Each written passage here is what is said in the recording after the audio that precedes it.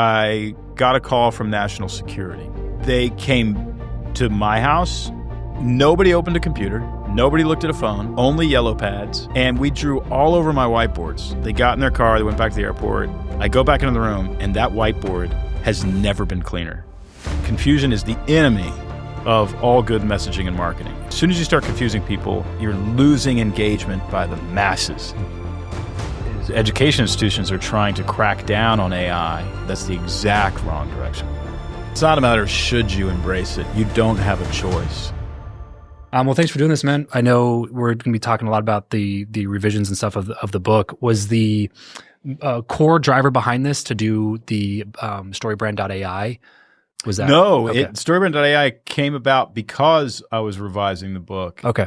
But basically, it's just, the book had been out about 7 years, and a lot had happened. A lot of stories and anecdotes, things I wanted to, one or two areas that I wanted to add more on. Okay. And ended up getting a Word doc of the original file and starting and just rewriting it from beginning to end. Oh, wow. And so I added about 10,000 words to it, mostly stories, anecdotes, things like that. And then as I wrote it, I thought, gosh, I wonder if AI could do some of this for you. So I actually sat down with my team, I have a D&D team, and said, what would the chances be?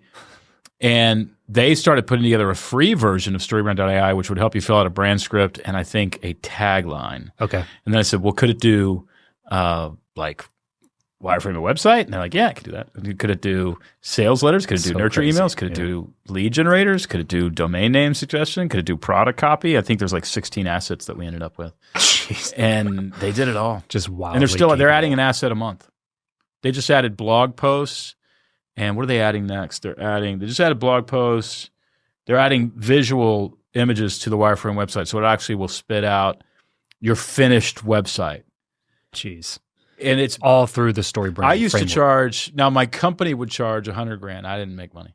I mean, I made money. You know what I mean. But my company would charge $100,000 for me to go in for a day for 8 hours with your team, and we would wireframe websites. We would create lead generators. We'd come up with just sort of like new taglines, new whole directions that you could take your business.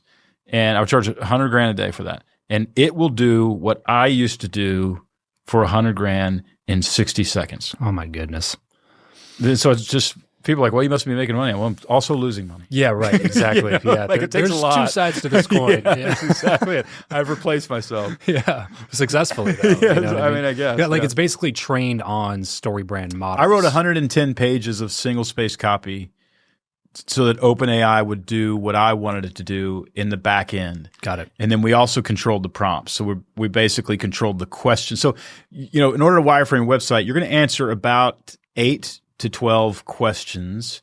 And the more in-depth you can give me the answers, the better that site's probably going to be. And then it lays it out in the right order. And to me, it's a great thing to do if you're thinking about launching an idea. Yeah. Before you do it, go wireframe a website and then ask yourself, would anybody buy this? Because it's a sales pitch at the end of the day. Yeah, or actually go ask people to buy it. if you can wireframe a website, put a wait list on. You know what I mean? Like there's no barrier to entry anymore. Yeah, we did that with StoryBrand.ai itself. We put up a StoryBrand.ai waitlist page. Yeah. And used AI to create it, and 14,000 people joined the waitlist. We're like, oh, we should probably make this. Yeah, there might be something there might here. be a market here. I'm no expert, but yeah. So when it came to re-examining the book, first of all, would you, if you were to identify yourself, would you call yourself a writer, entrepreneur, marketer? Like, what would the moniker be that you would give yourself? Well, I mean, for years, for more than a decade, it was just writer. Okay. I would speak occasionally. Well, I'd speak a lot, but I didn't think of myself as a public speaker. I thought of myself as a writer who talked about my books. Yeah. And then was shocked when I started a conference company and really enjoyed the business side of it, the marketing side of it. And then when I wrote Building a Story Brand, that book sold 1 million copies. So suddenly we had Procter & Gamble and Ford Lincoln and National Security Administration. I mean, with the White House. I mean, just so many big, prominent institutions were calling saying, hey, can you help us figure out how to say something? Yeah. And now I've got a consulting business. that I've got to figure out. And then before I knew it, I had 35 staff members doing all sorts of things. Yeah. And I discovered that that I was decent at business. Yeah. And what I'm really good at is taking very complicated things and making them simple. And so then I began to take complicated how to run a business ideas and turning them into sort of simple step-by-step plans for entrepreneurs. So you kind of walked backwards into entrepreneurship. Walked backwards into it. Yeah. Yeah. By necessity, had to figure some things out. And then after figuring those things out, explained to other people how I manage cash flow. Right. And Sure. then it became a sort of a business. So as you were revising this book, that process probably seemed a little bit more natural for you then to write and then rewrite. It is and then so much rewrite easier again. to rewrite. Yeah. It is so much easier to rewrite than to write. Okay. The hardest thing is a lump of clay. A lump of clay that kind of has a nose. Yeah. You're like, oh, I can put ears on that. You know what I mean? But this thing knows where it wants to go. Yeah. And so it was a pure joy to actually rewrite it. And then we actually did a thing. I went to Utah. There's a guy who has 600 employees, and he was crazy about building StoryBrand. He brought it for all his team. And I walked into his building, like this beautiful building, and there's building StoryBrand on every desk. And I'm thinking to myself, nobody's going to read this book. Let's be honest. Like, they're not going to read this book. What could I do to get everybody to understand these concepts? And I went back home. I hired a screenwriter. Okay. Seth Worley. He's got a movie at the Toronto Film Festival right now, to write a radio drama. Think of a screenplay, but we're not going to film it. We're just going to record it with actors and a composer and music and all this kind of stuff. And we made a story about these two brothers, Pete and Joe. One's a jock and one has a literature degree. Neither of them should be running a business. Their mother has built a $1 billion board game company, and she passes away and hands them the company. And they tank it. Stock drops by 93% under their leadership. And they discover building a StoryBrand and use it to land, essentially Walmart. I can't remember what Save a Lot or something like that was the name of the store. And we were able to teach the framework through a 1-hour story that we ended up putting on Audible. So you created it for the purpose of this workshop. We created it in case you didn't want to read the book. You could just listen to this drama, this anecdote, this comedy on the way to work. And by the time you pull up in the parking lot, you get it. You understand the framework very, very well. It's called StoryBrand Radio Theater presents Pete and Joe Save Their Mother's Company. Oh, wow. It's an hour and 5 minutes. And then we also put an hour and 15-minute interview at the end of it with a PhD who did his dissertation on the StoryBrand framework. And his dissertation on the StoryBrand framework. He did his dissertation on the StoryBrand framework. Wow. Yeah, Was he got that surprising. He's a doctor now, and he's a doctor of StoryBrand. His name is JJ, Dr. JJ, and he is the world's leading academic on the StoryBrand framework. I created the framework, wrote the book on the framework, right? But he's the world's leading academic on the framework. Move aside, Don. Let me show you how to actually be an expert in this. He teaches at Vanderbilt. That's wild. He teaches the framework. And I'm like, hey, you could bring me in. He goes, Yeah, talk about, I'm the world's leading academic. Actually, you can bring me in. That's exactly it. Talk about like one of the crazy, surprising things to happen from the book that you were not expecting at all. Somebody to write a dissertation on a framework that you created is insane. Right. Yeah. What are some other like things that have popped up like that were just wild, beyond your expectations? I've always been interested in American politics, and I got a call from National Security, and they said, "Can you come in and teach us the StoryBrand framework?" And so I went in, and they basically the NSA has two different education arms. There's 600 or so executives, and these two different education departments teach like Jim Collins and, they teach, I'm sure they teach Ramsey and whatever to their leaders. And so that was really fun. I got to go inside of cybersecurity, and the security was insane and get to know these people. And then they came to my house. I built a building behind the house so that I wouldn't have to travel very much, and we have a conference room in there, and so they came out. And then, we kept doing this for 2 or 3 years. We get on a Zoom and try to clarify things, but it was all help us teach our leaders to be better communicators. Okay. Then I get a call. Can we come out? We're going to talk about China policy, and I'm like, okay. And so we spend 2 days at my house, and we map out the public-facing NSA statements about China policy. Wow. So these are not secret. They literally don't want them to be secret. Right? Yeah. And we did that. Scared the living tar out of me. I mean, I was just like, "Holy rats! Are you guys being serious right now? Yeah, this is not good." Yeah, right.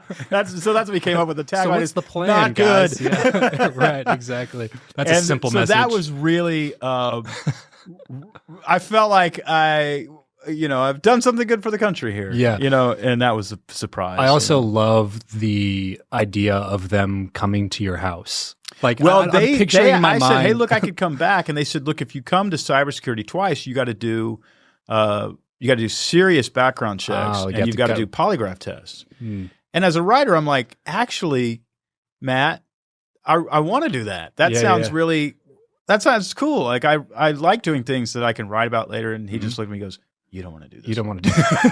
You know what, man? I will take your word for that. I'm taking his word for it. I was like, "Why don't you come to my house?" So they came to the house. I'm just picturing like a motorcade pulling up, dudes in suits and glasses pulling up. It's a bunch of military guys walking into the back of your house. And I will say this: nobody opened a computer, nobody looked at a phone, only yellow pads, and we drew all over my whiteboards. I mean, like insane amounts of stuff on the whiteboard. Yeah, and I walked them out. They got in their car. They went back to the airport. I never saw anybody turn around and go back into the room. I go back into the room, and that whiteboard has never been cleaner. Wow. I mean, it was like, and we didn't talk about anything. Yeah, basically they just secret. That's just their protocol. They just got you a new whiteboard as well. They swapped it out. They did. No, there was no digital record of anything we had done. If that's how the NSA does things, then they definitely know some things. They know some things. Yeah, no kidding.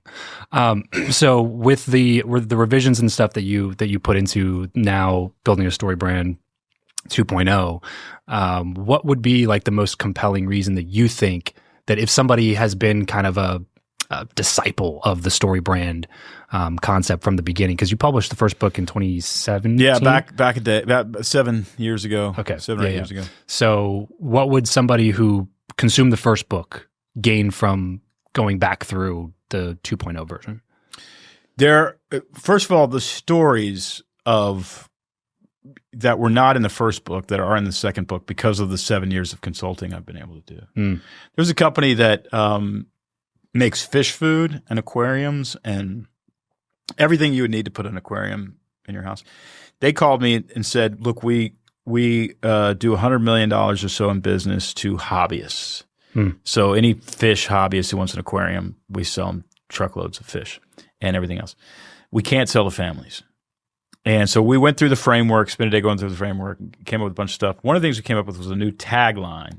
Basically, once you go through the framework, it spits out for you the text you should use in order to engage customers. That's the whole point of the framework. Okay. And StoryBrand.ai does it without effort. It will literally give you 4 taglines that you could use. Any of them will work. You choose. It'll wireframe your website, all that kind of stuff. So I say, well, if you're trying to sell to families, just use 3 words: kids love aquariums. And if you put kids love aquariums on the fish food, you're going to sell more fish food. You put kids love aquariums on the aquariums, you're obviously going to sell more aquariums. You put signs all over the section, kids, because what that's telling parents is, oh, my kid will love that, so I'm going to buy it. We all love to buy things our kids love.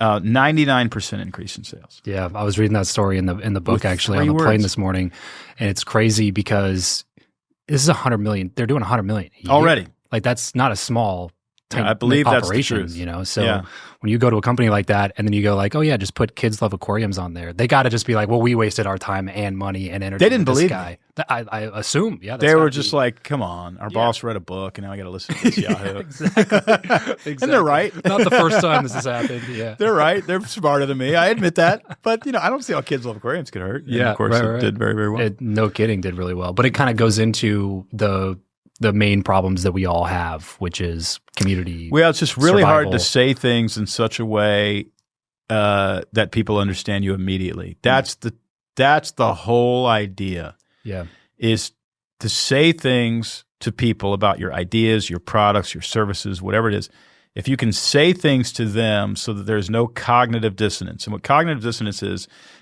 dissonance means that your brain is having to think and it's confused. Yeah. And confusion is the enemy of all good messaging and marketing. If you start, as soon as you start confusing people, you're losing engagement by the masses. So if you can keep it super simple and make sure it's really easily understood. The problem is normally I would say that to somebody and then they would go, oh, okay, got it. Here's my tagline. And it's so confusing. I'm like, were you not even listening to me? And confuse, you lose. Yeah. So the framework started out as a framework to help people, write words that other people wouldn't have to think too hard to understand. Therefore, they would engage. And now AI has just replaced it. Yeah. By reading the book, you can understand what StoryBrand.ai is doing and why it's coming up with the words it's coming up with. But honestly, it's coming up with them faster. So I had a creator friend who I don't know if I announced it on social or she just found out, but she was a big fan of your work and she talks a lot about storytelling. Her name is Heather.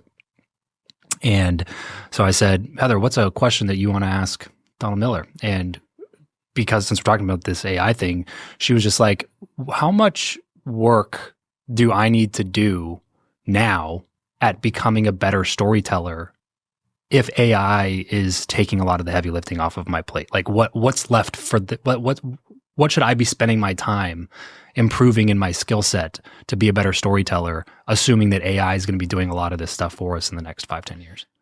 Yeah, 5 and 10 years, that may be true. Right now, I don't think it's as good of a storyteller as even a okay storyteller. Sure. It's good at taking complicated ideas and writing them into a letter that you're going to send to somebody. I think story and story structure, it's just not quite there. You've still got to revise it and rewrite it pretty darn well. But you can actually type in a bunch of stuff and say, run this through Blake Snyder's beat sheet, run this through Donald Miller's StoryBrand, run this through Joseph Campbell's The Hero's Journey, whatever it is, and give me kind of bullet points and then sort of write over the top of it.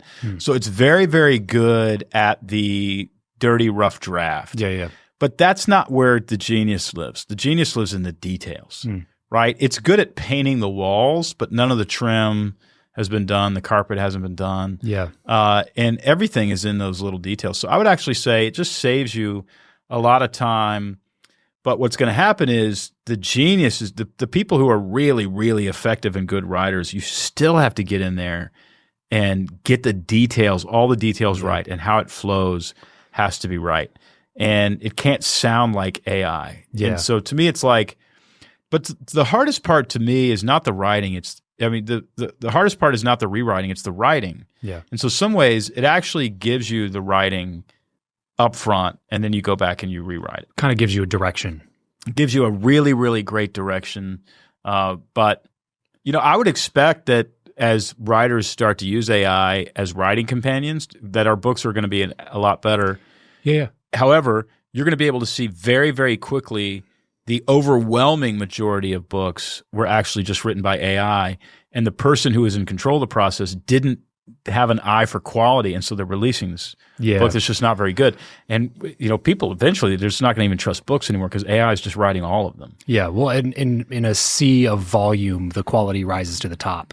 So if AI increases output of reading materials by 10x in the next year or whatever, that doesn't mean that they're going to be good. No. And so the people who still are the writers who understand the difference between good and bad are still probably going to be the ones rising. Well, and you're going to have to to work twice as hard to go in there and say, hey, on this Act 2 transition, I don't like the all is lost moment here. Could it be a little bit more emotional? And you're going to be dialing that in. Well, at the end of the day, you probably work just as hard as if you would have written it. Yeah. It's just you got more torque. Yeah, it was interesting. I started writing a book recently, my first one. I just was trying to knock out one chapter. And so knocked out one chapter on a flight one time, 3-4 hours, tried to, give it a really solid effort. And then afterwards I was contemplating, how do I use AI to kind of help me this? Cause it never felt natural to me. Whenever I told AI to write something, kind of what you're saying is I could just tell that's not me. And that doesn't feel genuine to who I am. Right. That's not how I would say that. Yeah. And so what I did is that there's this ChatGPT extension that was called like Creative Writing Coach or something like that. And so I copied my entire chapter that I wrote from Google Docs and pasted it. And then it acts as a coach and like walks through each of the things that I did and said it gave me a bunch of great feedback about the things that I did really, really well. And then also like gave me really great feedback on what I could improve. And that felt much more natural to me because it was like, oh, well, it said that. It was like, this piece of this story that you're telling is really great, but you need to sit in the emotion more. Like you have a joke in the part where that's like super serious, maybe cut that joke out and let the seriousness and the gravity of that moment stick with the reader better. That is so good. It was like, ooh, this actually could be super helpful writing. No, very, very helpful. And at the end of the day, the reader gets better value. Yes. Right. That's what we're all looking for. We're looking for a better reader experience. So I think the lazy and the hardworking are still going to be obvious. Yeah.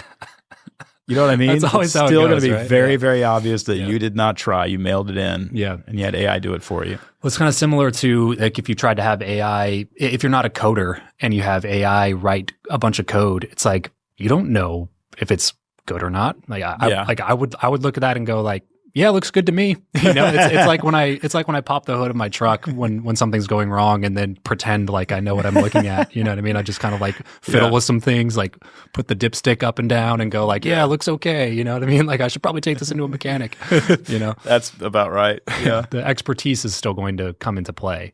So as storytellers, well, but we all as professionals need to switch our minds into being able to use and embrace and engage AI. Your kids need to be using AI to do their homework. They really do.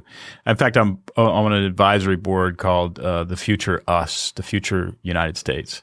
And it was, I don't know if it still is, but it was the board that was the dominant consult to Congress, who at the time they'd only passed one piece of legislation on AI, which is crazy. That is insane. Miles Taylor wrote it, and he's head of the Future Us. But what they say is education institutions are trying to crack down on AI. Universities and stuff are saying, hey, you can't use AI. And we've got all this software that helps us know whether you used AI. And he said that's the exact wrong direction. Yeah. That in China, what they're actually teaching all the kids to do is to use AI. Exactly. And that's like teaching mathematicians not to use calculators. Well, you're going to be stuck in really – right. No, they've got to know how to use it now. And it'll be interesting to see whether we lose the ability to sort of write or think. But then if I'm telling AI, hey, I need this to be more compassionate or whatever, and then it prints out a different version of it and it's more compassionate and I read it, maybe I just learned to do that myself. I don't know. It'll be interesting to see. It's an interesting quandary because I've thought about that from that perspective where as soon as ChatGPT came out, kids were using it for their homework immediately. Right. And then it was obviously immediately met with this like, how are we going to prevent kids from, cheating on their homework or using this for... Well, you can quiz them to see if they actually understand what they just turned in. That's also very true. Yeah, exactly. But also it was like but if this is completely capable technology, should we not be embracing whatever that next evolution is? Listen, you don't have they don't teach choice. penmanship anymore. It's not a matter of should you embrace it. You don't have a choice. Yeah. Right, This is not something in which we have a choice. This is here and the good can far outweigh the bad. The problem with the bad that AI can do is it can give bad actors tools to do really bad things in a really big hurry. Sure, it's going to help people make chemical weapons in their garage. Right. And so that's where that's the negative side of it. But almost everything else is extremely positive. They've already trained AI to look at like 10,000 scans of people's lungs before they were diagnosed with lung cancer. So imagine 10,000 scans of lungs years before, like eight years later, diagnosed with lung cancer. Wow. Okay, we'll go back and get their scans from 8 years ago. Or how far back can we go to look at their lungs before they ever had lung cancer? And AI with like 90% efficacy is now seeing lung cancer before a human can. Wow. And so I'm just like, okay, this is life-saving technology. So the fact that we would be afraid of it, I understand why people would be afraid of it, but we do need to engage it. And I also think, look, and I'm working on a book now that, well, it's a book that comes out of sort of national security and the stuff we've done there on, look, what are the consistent characteristics of an autocrat on the rise? What do they do? Yeah. And literally it'll tell me about autocrats I didn't even know existed. I'm like, well, I got to go look into that guy. The depth of the knowledge that it has. Yeah, and here's how they did it. Here's how, they all have a utopian vision. They all want control. They all control by force. They all kill their political enemies. They all, on and on. So you can it can do weeks worth of research in minutes. And I think so. Hopefully, there's going to be this will be part of the knowledge explosion. Yeah, which is usually very helpful to all of us. But it requires change, and if you're not willing to change, it's going to be tough because you will get left behind. Every piece of new technology is met with that resistance at first. Even all the way back to steam engines and using coal for power versus. And I've read this great book from Douglas Brunt called "The Mysterious Case of Rudolf Diesel," and it's about Rudolf Diesel, who invented the diesel engine. I had no idea that this guy's that was a last name. Honestly. Read the book. Okay. I know you're a big fan of The Mysterious Case of Rudolf Diesel. Okay. Yeah. Very well written. I enjoyed it a lot. I typically am more of like a nonfiction reader, more like self-help, educational, business books, stuff like that. This was one of the first ones that I picked up that was more essentially a biography of the guy who invented the diesel engine. But it was incredible just to read about the resistance that he faced with a game-changing piece of technology that quite literally was the difference between winning and losing World War II, with the German U-boats and things like that. It's a fascinating read, to say the least. And so it's called The Mysterious Case of Rudolf Diesel because nobody actually technically knows what happened to him. He disappeared in this boat ride, but the prevailing theory, not to give it all away, is that Winston Churchill employed him to help the British come up with a way to combat the German U-boats because their diesel technology was so far ahead because Rudolf Diesel was a German engineer. And so their diesel technology was so far ahead of everybody else's. So the English Armada didn't stand a chance compared to the German U-boats because they were all underneath the surface of the water, so they couldn't see them. Yeah. And the diesel engine was the only way to be able to make these submarines actually work for long periods of time. Right. So they were struggling for months and months and months to try to come up with their own version of this technology, never could do it. And all of a sudden Rudolf Diesel disappears off of the coast of England. And then 9 months later, the British just start pumping out. Pumping sounds out almost submarines. like the atomic bomb story. Yeah, it's super, super interesting. But I'd recommend the read. But all that to say that like every piece of new technology takes a long time for people to just accept that there's change coming. Yeah. And the internet was a massive explosion in that type of resistance because of how game changing it was.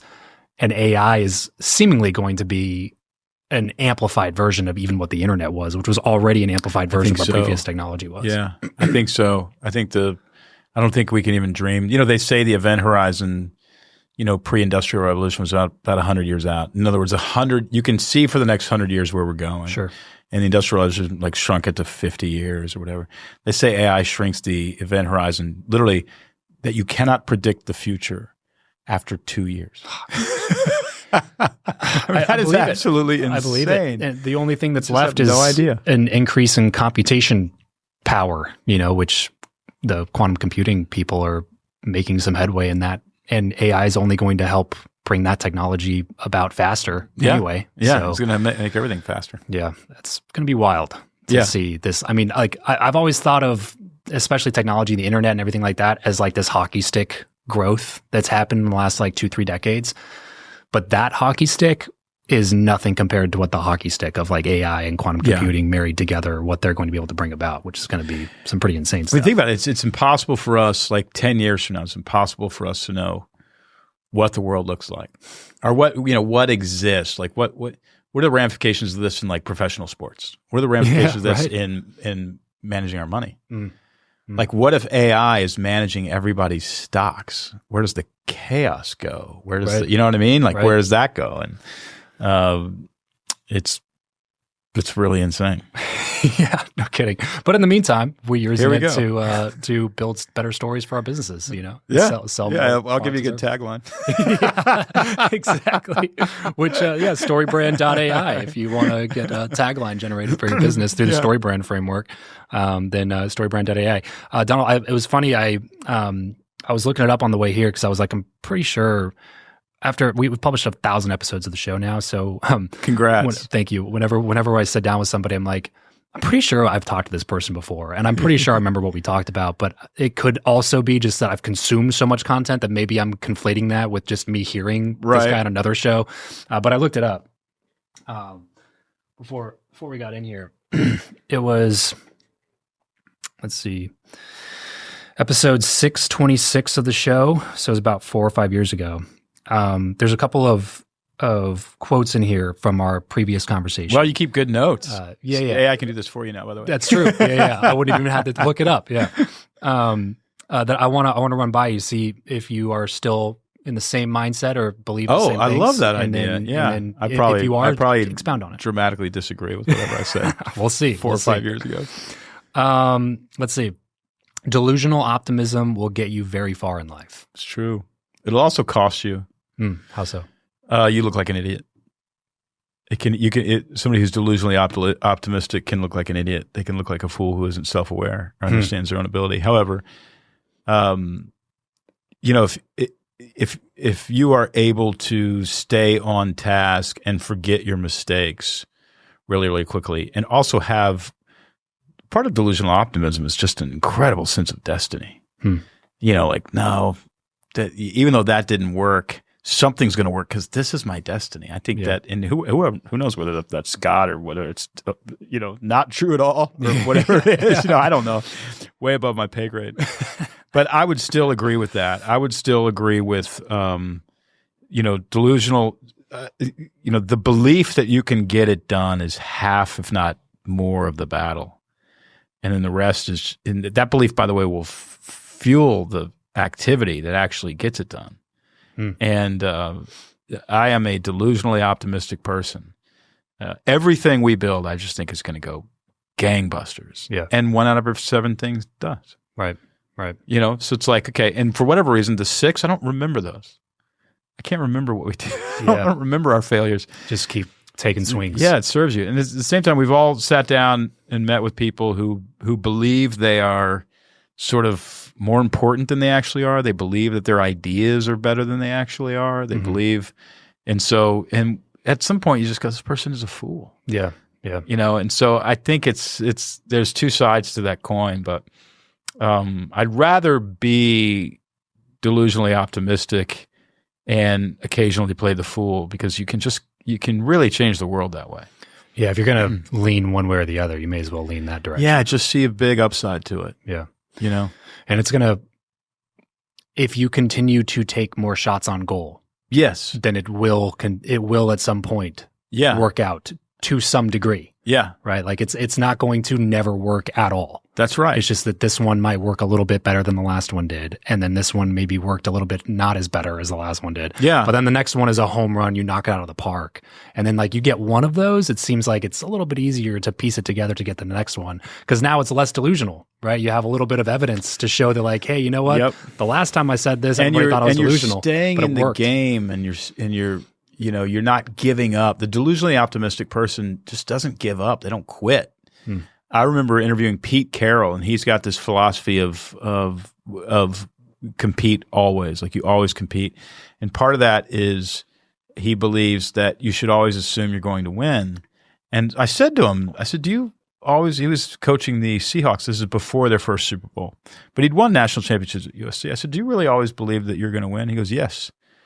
He goes, Don, I've never taken the field believing that we're not going to walk away with a victory. And he said, yeah, I believe we're going to win every game. I believe we're going to win every practice. I believe I'm going to win. I just believe it. I believe it. And I go, what are you doing? You're wrong. You've lost a lot. Yeah. And he goes, I'm shocked. Well, to be fair, we were all shocked when Vince Young walked into the end zone at that USC Texas championship. You weren't? No, I was a Texas fan.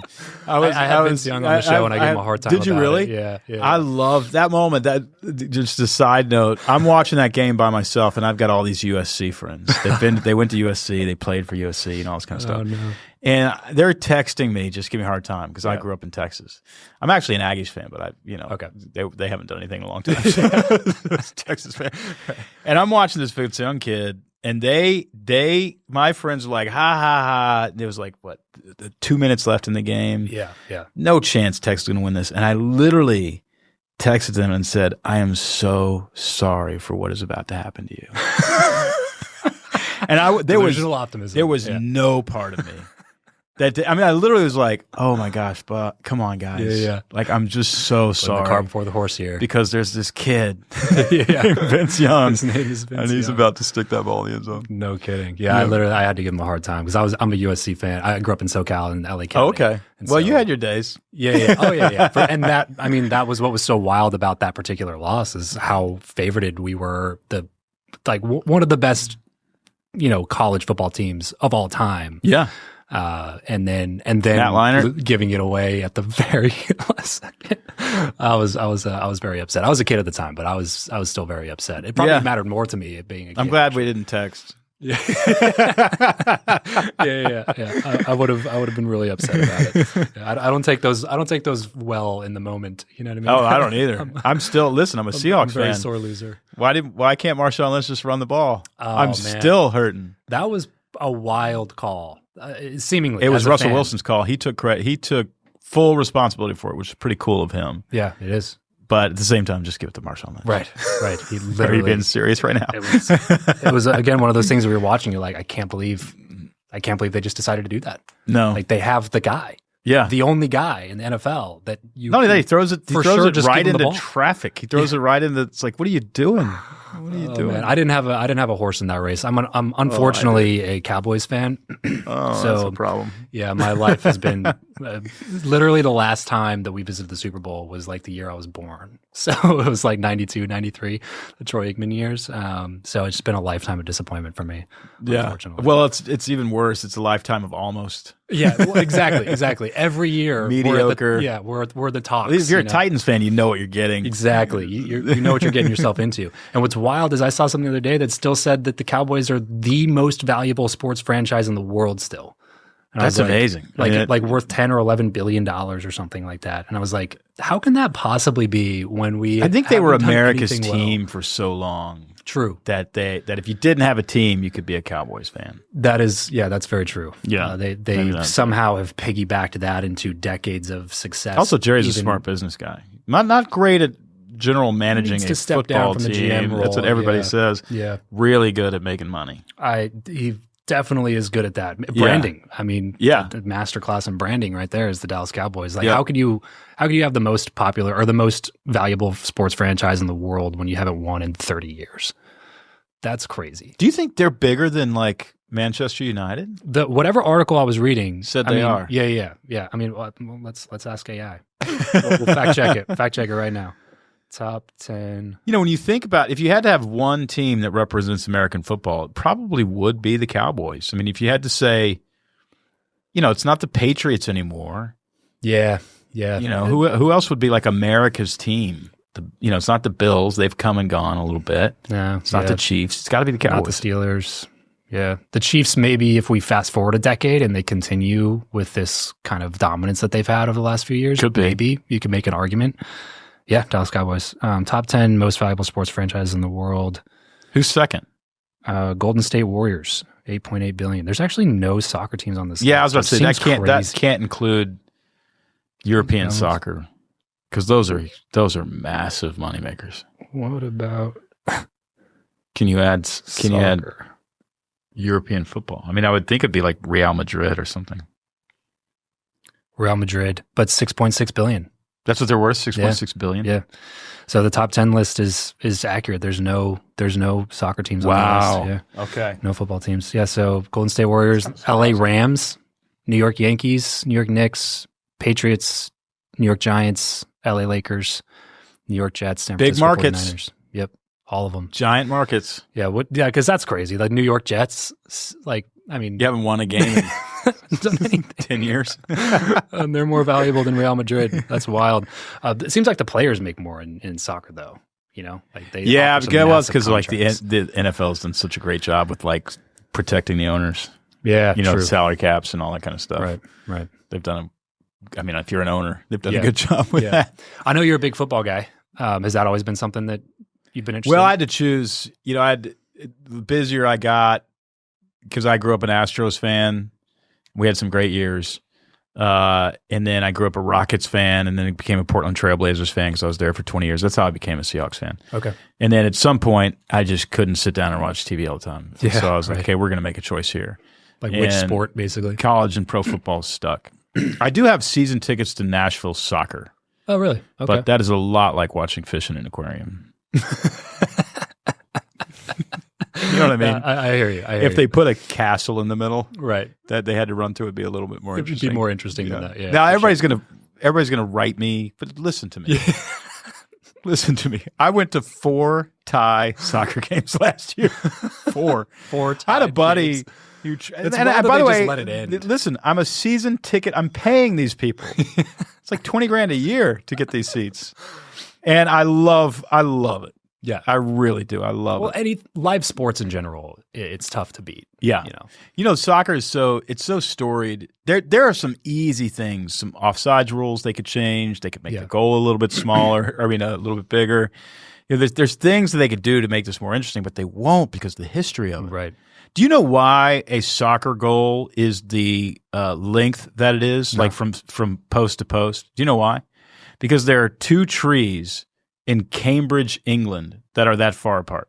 No way. That was the first soccer goal. They just went, well, you got to kick it between those 2 trees. Yeah. And the goal is literally that's the standard. That's the standard. That's it. Can never change that. Yeah. And I'm like, I think that might be a flaw in the way you designed the system. Like changed since then, Oh man, I thought about that recently with talking about building a good brand with Jesse Cole and what he's done with banana balls. Oh yeah, bananas. Yeah. I threw out the first banana. You ever throw out the opening banana? No. Ask him, he'll lay. I was gonna say I had Jesse on back probably around the same time. It was probably 2018, 2019, and he's blown that brand up. It's insane what he's done with it. But when you look at what the philosophy is, like the whole idea of putting fans first, that's exactly what you're talking about. Is like he was willing to take something that's like a cherished sport, the American pastime, and add in more things to just make it better.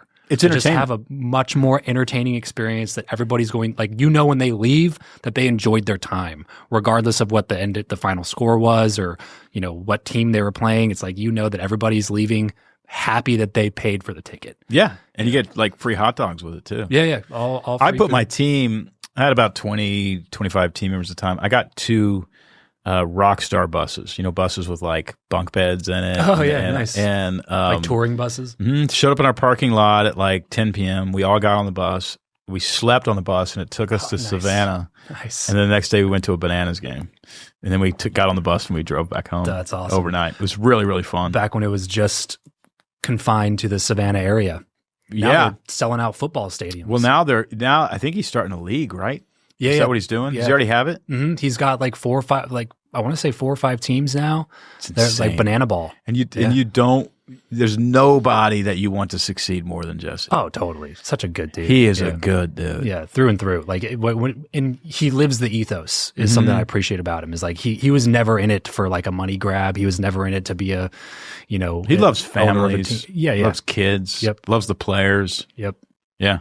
And he is deserving of every bit of success that he's gotten in the last few years for sure. Yeah. But it's been super cool to watch the whole thing. That's one of my favorite things about having the show is just like reconnecting with people. I mean, even I probably had you on like 2019, 2020, like right after the first book was published, And so to see StoryBrand skyrocket into the stratosphere, sell over 1 million copies of a nonfiction book is insane. Like that's sell over 1 million copies of a nonfiction book that takes ancient narrative structures and lays it over corporate messaging.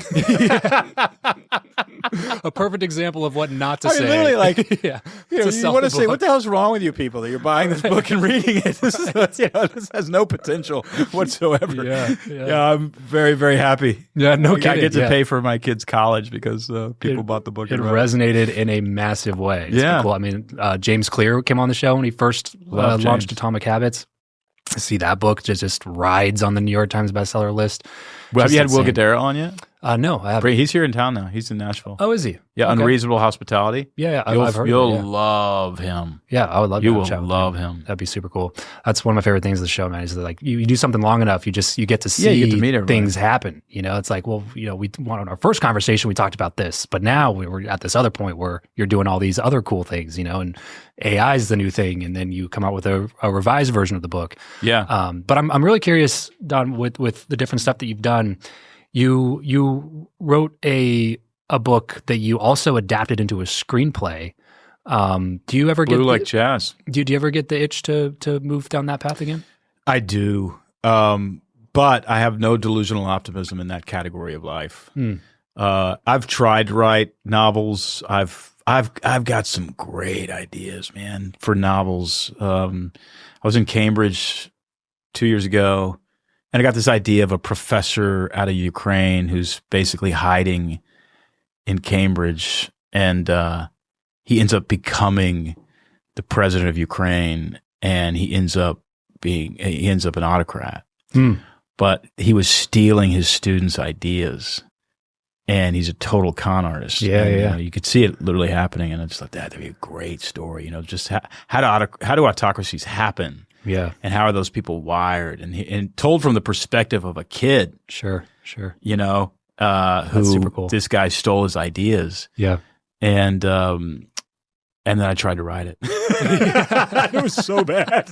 It was so bad. Maybe AI. You mean the process was bad, or the book was bad? No, it was just dragging, and it's like I don't know how to make this. I don't know how to speed this up. I don't know how to, how do you enter like the plot B love story into this thing, and how do you? Yeah. It's a gift, man. Like you can understand how the sausage is made and not be able to make sausage. But when it comes to nonfiction, I'm really pretty good at it. Yeah. And but I wish I could write. I've even thought about writing under a pen name so that nobody would know and I wouldn't ruin my career. Yeah. Well, it's so bad. You get the judgment. Like it's like when you watch somebody who's really well known for business or really well known for being a podcaster, and then they try to go do like stand-up comedy or something, but they're already super famous. Yeah. And then it's like, well, you're not supposed to be famous for this thing. You got famous for this thing. Like you're starting from scratch. People don't like it when you stand-up. switch lanes. Right. They get just a ton of criticism because they have the visibility. Yeah. You know what I mean? So it's like, oh, we're going to go see so-and-so at the club. And then they go see so-and-so. And it was like, that was terrible. I didn't laugh once. I was like, well, what do you expect? This is like all the these third rock time doing stars stand-up. not rock stars, all these actors who have bands. Right, exactly. And you know what? They're pretty darn good. They are but not at the bad. same time, we're comparing you to like Sturgill Simpson, and it's not working, dude. Exactly. Because you're familiar with their work in acting, and you're such a big fan of what they do here.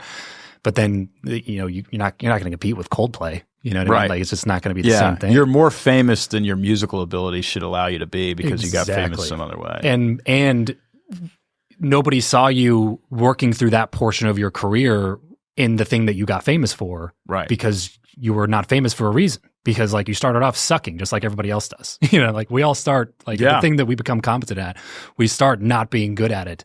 But that's why you're not famous during that time, because you're not good at it. You know what I mean? So like you don't get the public shame. I think what it would take to be a good novelist would be about what it would take to become a good musician for me right now. Right? I can play 4 chords on a guitar. But for me to like play lead in a heavy metal band, it's like wildly different. I'll see you in 6 years. Yeah, exactly. And like I don't want to put 6 years into becoming a good novelist. That's the whole question, right? Is like what amount of work is required to get to where I want to be here? Yeah. And is it worth putting in that much work to get there versus doing this thing that I'm already really good be at. a nonfiction writer and be able to just keep cranking it out because you're so far further down the road, or be a great podcast interviewer. Yeah, and that's cranking it out. Exactly. You develop, and the thing is, when you develop extreme competence in something, it becomes very enjoyable. Yes. If you ask your 10-year-old self, if like, hey, which of these paths would be cool? Like they might say novelist or whatever. But it's like if you get really, really good at this nonfiction thing, and you get to the point where you've been able to generate a movement, not just write a book, it starts becoming really fun. It is. I'm enjoying it. Competence is a path to enjoyment. Yeah. It's better than failing. Simply put, yeah. Yeah, that's very, very well said. Which is why I don't write novels. Right. The screenplay side, what's the difference between the like novelist screenwriter? I think they're pretty darn different. The main difference is that screenwriting is collaborative. A screenwriter has a vision for a story, and how that story will play out. And you have to share that vision and give that vision to editors, actors, cinematographers, sound engineers, special effects operators, and to some degree producers. You don't get to micromanage that thing. It's got to be collaborative. A novelist, every word on that page is you. Yeah. You did it. I mean, you might have an editor helping you out, but come on. I remember writing a screenplay. I was the primary writer of a screenplay and realized really quickly that the actor who played the lead saw it very differently than me. And what am I going to do? Right. Go say, no, I want you to play it. He can't. Yeah. That's not how he sees it. Yeah. And you're not the director. That's right. I think business works more like filming a movie than it does writing a novel in the sense that if you have a team, you're collaborating. And the better you are, you're like, I didn't think, that's interesting. I wouldn't have done it that way. Sure. It's pretty cool. I'm not sure it's better, but what choice do I have? Right? Or sometimes the director might say, actually, can you play it like this a little bit? And, so I think screenwriting and making a movie is incredibly collaborative, and being a novelist is really an independent solo gig. I mean, you have editors, but at the end of the day, you're the person sitting Rises down. and falls on you. Yeah, rises and falls on you. You have so much more control, therefore so much more responsibility. Right, like can be a negative or a positive. Right. I remember I spent some time with Colt McCoy, and we were talking about Brock Purdy. I said, is he a good quarterback? And he goes, yeah, he's a good quarterback. I go, top 20 in the league? He goes, no, probably the middle. And I go, well, he's in the Super Bowl, and he goes, listen, quarterback is one of those positions where you can be really, really good, but whether or not people think you're good depends on the offensive coordinator, depends on the offensive line, depends on who's drawing up the plays. He goes, it's not a solo gig. That's what people think about the quarterback of a football team. It's not a solo gig, but you act like it is. They didn't perform well today. I mean, look at Patrick Mahomes in the Super Bowl. He couldn't find the side of a barn, right? And it's because they were on him. Yeah. And the offensive line is just overpowered. Right. And so from the first snap. From the first snap. It was rough to watch. It was rough. It was very rough. Yeah. And so because I like Patrick Mahomes. And I'm a Cowboys fan, so I hate the Eagles. So it was rough for me to watch. I wanted to see them not win is all. I think like most of America was against me on that because they were sick of seeing the Chiefs win. So I think everybody was like by proxy. I kind of wanted going to see for a the three-peat, but it was, Barkley, my gosh, watching that dude run. Yeah. That's something else. Yeah. Another like Marshawn Lynch type thing where it's just like, just give him the ball. And beyond Marshawn Lynch. Move out of the way. Yeah, that's exactly. Anyway, so I think that's the difference between screenwriting and writing, especially like writing business books. It's like all of it's on you or it's a collaborative team effort. Do you ever find yourself like reading screenplays? No, screenplays are actually hard for me to read, weirdly. I find myself analyzing plot structures in movies that I'm watching. Okay. And my wife now knows enough about it that she and I will sit and talk about it. She starts picking it out with you. Well, she'll just say like, that's an interesting Act 2 climax. I wouldn't have done that. And this is my wife. Yeah. And then she'll say, oh, wow, a double All Is Lost moment. Why do you think they put that in there? You know? Or because she for years would watch movies with me and I, of course, trying to impress my woman. she was chained to the commentary. Yeah. There's no way out. You got to pause it and be like, okay. That's how bad my love life was, right? Like like normally like you'd show your abs and I'm like, the Act 3 we'll check this out. I'm going to pause this movie to explain this to you real quick. Yeah. That's a fun movie watching. Got married, period, and have a baby. Chances of that are pretty grim. Hey, but it sounds like she started nerding out on it. She loves it. Yeah. She sees things now that I didn't even see. So I like deconstructing the kind of narrative structure but more than the actual scripts. For whatever reason, movie scripts are really hard for me to read because I have trouble visualizing everything. Or a novel is easy for me to visualize. I was going to say, do you find yourself reading more novels or watching more movies? I read almost exclusively nonfiction. Okay. I think when I retire, I have a feeling I'm going to retire and read just fiction. Okay. But I read almost all nonfiction. Now, I read a lot of biographies, but I read a lot of nonfiction. What's a great story that you've watched in a movie recently? movie, TV show, anything that you've watched that you're like, this is really good, maybe even underrated? The two best films that I can remember just from a story structure perspective that really, really impressed me. Neither of them would be in my top 10 movies. Okay. Cruella. Oh, really? By Disney. It's the origin story of a villain. That's a challenge. How do you make the audience like a villain? Right. Like, how are you going to pull that Especially off? a famous villain. Yes. How do you make the audience like a woman who's going to kill Dalmatian puppies and make a coat? That's a tall order. Yeah, that's a tall order. And they did it. Wow. And part of the way they did it was they put a worse villain in the story. They anchored the villain. They anchored the villain with somebody who was worse. And they gave her two identities, and she was vacillating back and forth between the good Cruella and the evil Cruella. In fact, they changed her hair every time she was the bad Cruella. Interesting. And I just thought, wow, that was definitely handled. So that would be one of them. And then I'm reminded of this because I remember seeing it in the theater. Toy Story 3 is probably the closest to laying over the gospel of Jesus that has ever maybe been put on film, other than the gospel of Jesus, which has been put on film plenty of times. I mean, they even go to hell. Yeah, in that story. In fact, we had to pause it the other day because my 3.5-year-old's watching. I'm like, oh, we're not going to watch this part.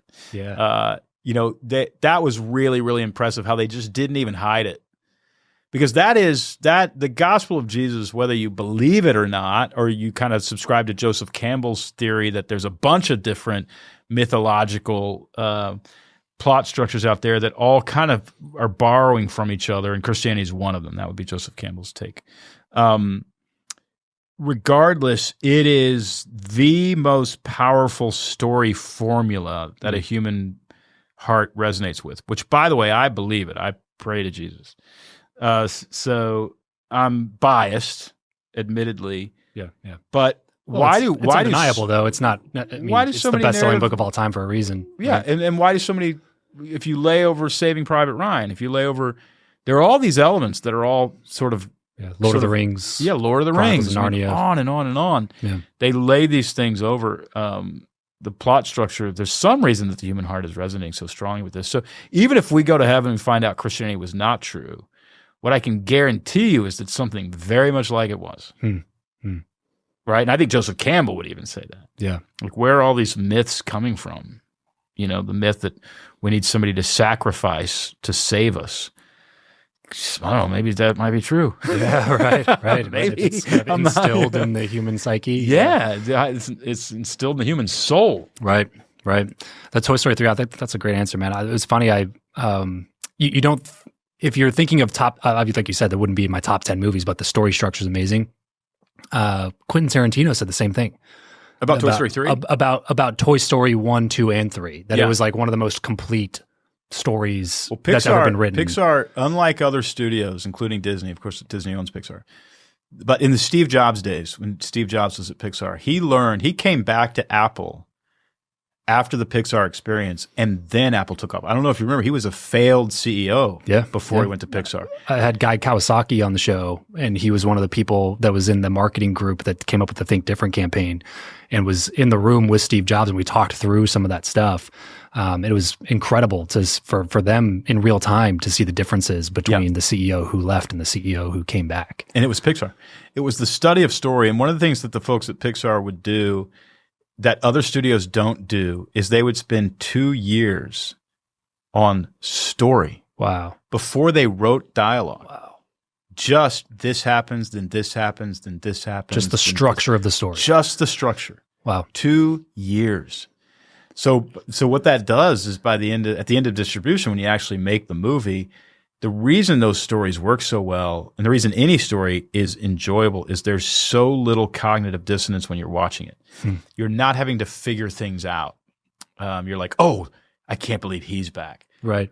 Well, actually, it takes a lot to have the, oh, I can't believe he's back moment, because you had to get a lot right back in the back, right. in order to experience that. And so they would just sit and think through just every little nuance of the story structure, and then they start writing a script, and then they start principal photography. Wow. So they which would is why just it's so keep- expensive to produce one of those movies. I was reading something the other day about how expensive it was to put out the first Incredibles film, and it was kind of a like make it or break it moment for Pixar, from what I understand, that they had not put out like something that was original to Pixar that had done that well in a very long time, and they were kind of up against a wall, and it was a very expensive project, but obviously ended up crushing, and now they're doing Incredibles 3 this year. Wow. I think that it just shows you that if you get the story right, everything else kind of falls into place, you know? Yeah. And that's true.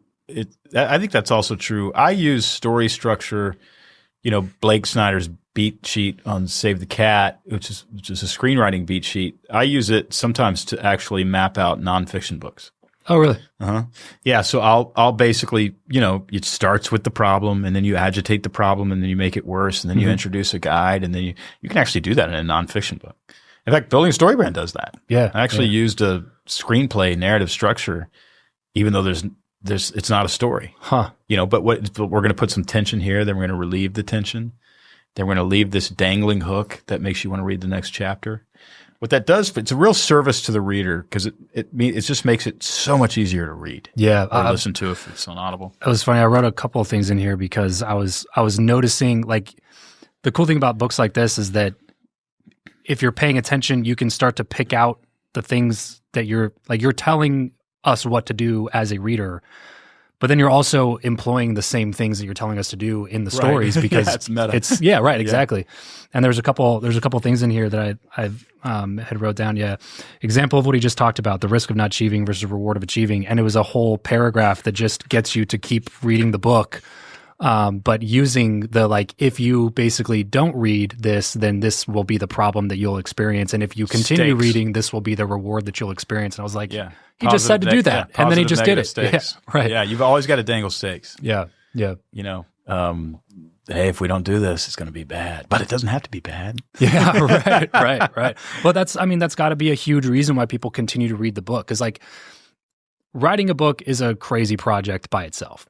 Selling the book is a whole nother story. Yeah. And then once you sell the book, people think that's the end of the story. But really, it's like getting the reader to actually consume the information that you put in the book has got to be the most difficult task of all. Understand it and apply it. Yeah. See actual change happen because of the principles that they understood there. And part of that is getting them to actually be invested enough to move into the next chapter, to move on to the next page, and actually desire to finish the book. Yeah. You know, what's the name of your book? You sound like you've got a lot of experience writing books. So I don't at all. It's just been something I've been thinking about for a long time.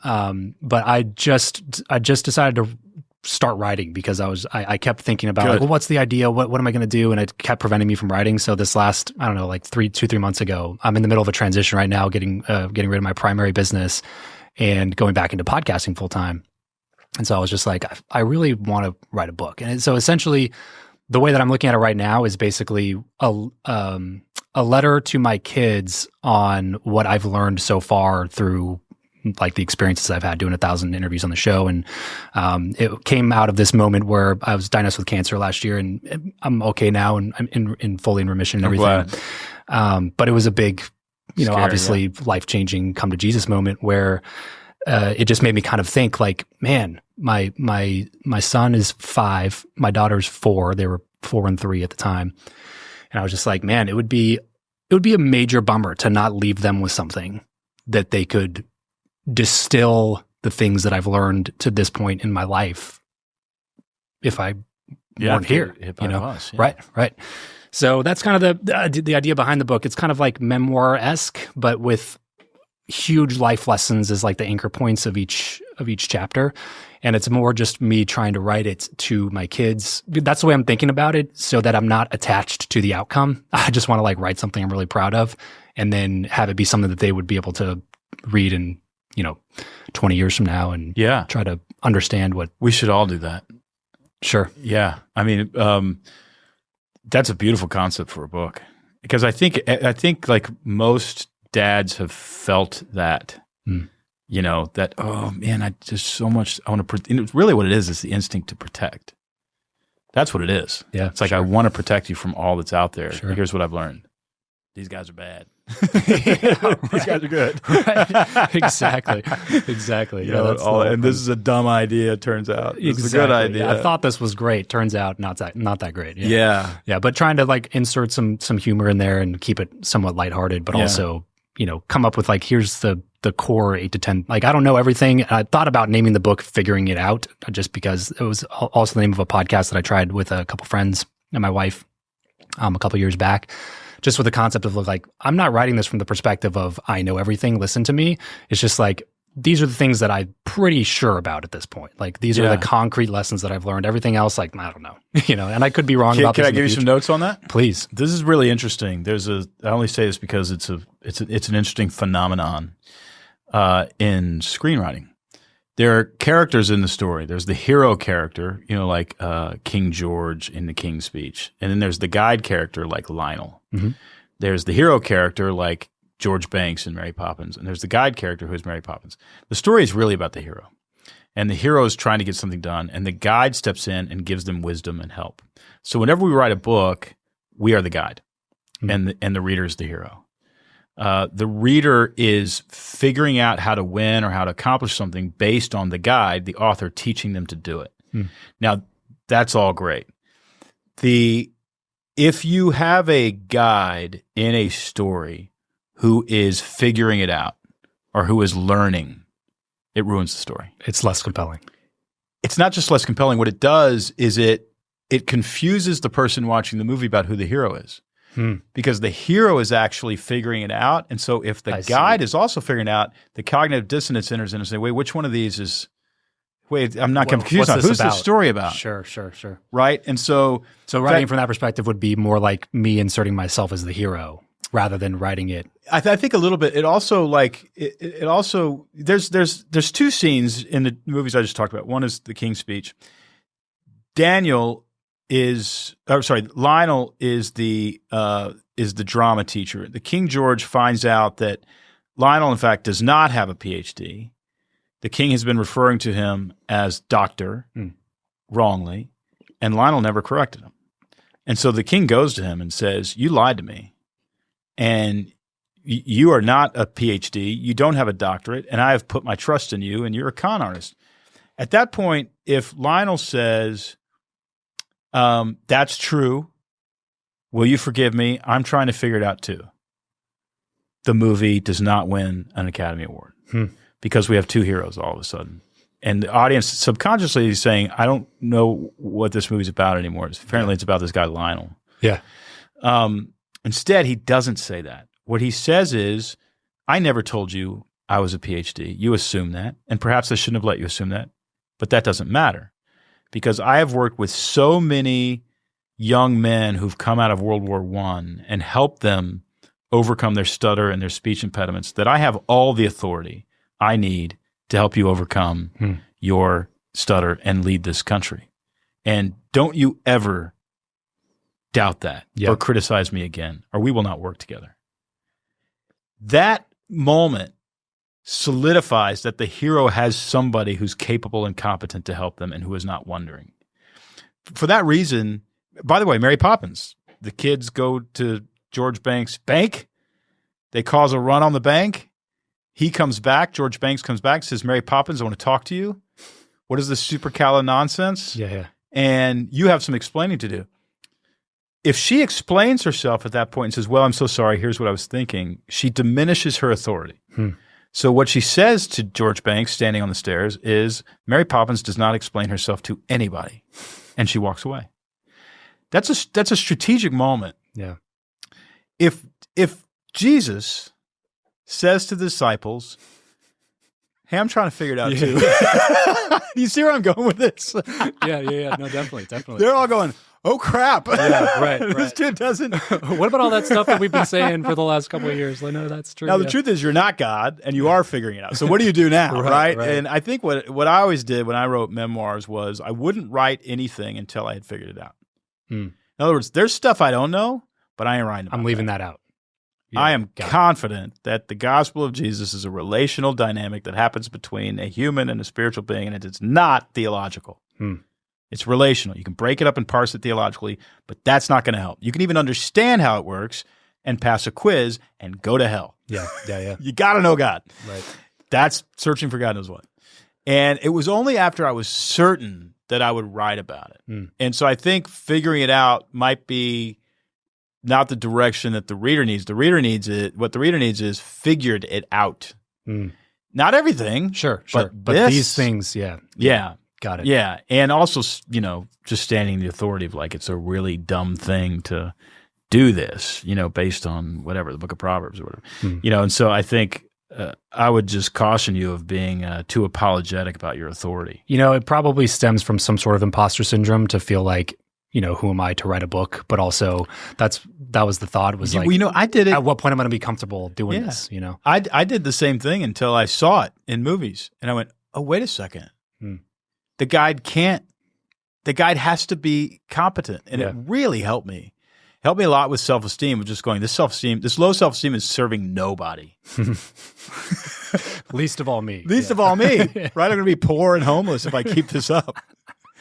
Right? Imagine my daughter, like she's 3.5, like, hey, let me sit you down for a second. Daddy's not going to be a very good dad. Yeah. I'm so sorry. I have no idea what I'm doing. Meanwhile, she's like, sorry. Can mommy date the mailman? Please? Yeah, right. Can I interview some other people, some other candidates in here? Yeah, no kidding. That's a great point. I appreciate that very much. Yeah, because I'm very much at the beginning stages of it. I just know that I want to write something. I hope you write it. So, yeah, because it's collective wisdom saves lives. And so I think there's a lot riding on that book, more than you think. I appreciate that very much, especially fatherless kids. Sure. Yeah. Whose dad isn't there to sit down. They need those lessons too. Yeah. Sure. Or dads who don't think they're important enough to actually sit down and say, here's what I've learned. I want to protect you, because they don't think they're important.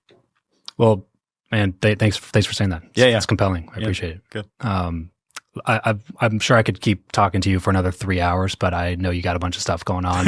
got some family and all that stuff to attend to, probably some dinner to go arrange somehow. So I'll let you get out of here. Before we do though, building a story brand 2.0, talked a little bit about it. If you are listening or watching and you haven't been a part of this entire world, you owe it to yourself to pick up a copy of this, because no matter what you do, you have to get good at introducing other people to your ideas in some capacity. And the best, most effective way to do that is through telling good stories. And this is the framework. And there's a reason why it sold over 1 million copies on the first version. I'm about halfway through the second version myself right now, and just relearning a bunch of stuff that I forgot about from the first one. So do yourself a favor, pick up a copy of this book. And then StoryBrand.ai. Yeah, StoryBrand.ai will give you free brand script and tagline, and it's a fun toy. StoryBrand.ai if you've been messing around with AI, or if you have not even been messing around with AI, but you are familiar with the story structure and you want to run your stuff through something that's a little bit more formatted to something that is actually going to work rather than just putting it generically into ChatGPT. Highly recommend StoryBrand.ai as well. Make sure you go check out that tool, play around with it a little bit, get your tagline, and see what all the other capabilities are going to be, which Don said they're adding in a new one every single month. So yeah, it's only going to get better from here. And the more the LLM picks up on new things to learn, the better it's going to get. So do yourself a favor, go check out some of those things. Anything else, Don? Where else should people go to get some more stuff? That should do it. If you want to see pictures of my wife, daughter, and our dog, Donald Miller on Instagram. Donald Miller on Instagram. Go check out some of that stuff. When's the movie review podcast coming out, man? That would be a good one. Oh, that would be too nerdy and in the weeds for anybody to be interested in. Yeah, Quentin Tarantino has one now. He's reviewing movies? Yeah. Ooh. Like him and a writer buddy of his, I forget his name, but they're Was they're he both the guy on who Rogan. worked at like the video store when they were kids? Yes. They're fascinating. Yeah, they did an episode on Rogan, but they were talking about they have this new podcast, and they watch a movie and then they break down the whole, like the screenplay and the writing and the characters. Okay, I'm going to look that up. Yeah. So somebody's already doing it. Somebody took that bullet. Somebody for who's you. slightly better than me at that, I think, more accomplished in that area of life. But hey, I appreciate you taking the time. He can't sell doing fish tanks, though. I'll tell you that. Yeah, right that's now. true. That's true. You know what I mean? Actually, probably could. If he thought about it, you know what I mean? Like stories are stories. John right? Travolta. Yeah. I'll be You know looking, what they out, call a looking fish for tank that in movie. England? Yeah. That's how it Samuel L. starts. Jackson will be in it somehow. Yeah. Lots of blood. Right. Yeah, exactly. Exactly. Well, thank you. It's been an honor. No, thanks so much for doing this, man. Honestly, but I had a great time. I can always tell when the conversations are fun because it just time goes by really, really quickly. Yeah, So I don't find myself checking the clock. I know it's been a good time. So I appreciate you for taking the time. At Donald Miller over on Instagram, go check out the stuff he's got going on over there. And then obviously pick a copy of his book. You will absolutely not regret it. For everybody else listening, tuning in, thanks so much for doing this. Remember to leave every relationship better than you found it. We'll catch you in the next episode. Peace out.